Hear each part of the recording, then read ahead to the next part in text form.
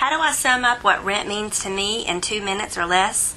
Here goes. I was 26, and my husband and I were celebrating our 4th wedding anniversary. We were planning on starting a family within the next year, so we decided to have one last hurrah before having a baby. We booked a flight to New York City. It was August 1997. We had heard of Rent and even knew that it had won some Tonys, but that was all we knew. We got tickets and went with no expectations.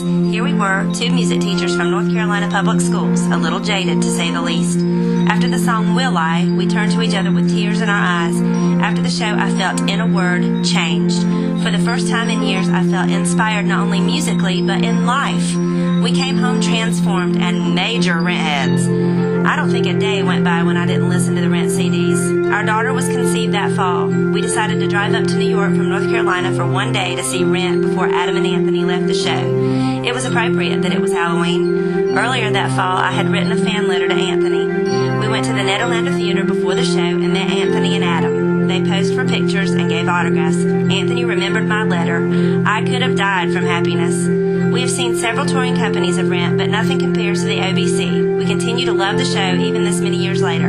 Our firstborn daughter is 10 now. We're taking her in January 2009 to see Anthony and Adam reprise their roles in the touring company. She probably knows all the songs anyway because she certainly heard them enough in utero. It seems to have come full circle for us. Rent inspires compassion, love, and acceptance. These are words we try to live by and teach our now 3 daughters. I would consider it the highest honor to be chosen to come to the Life Cafe and the show. Rent continues to inspire me every time I listen. When Rent leaves Broadway, I'll know blue, only blue, lonely blue, within me blue, without you. Sincerely, Shari, Edmisten, Crabtree, Hickory, North Carolina.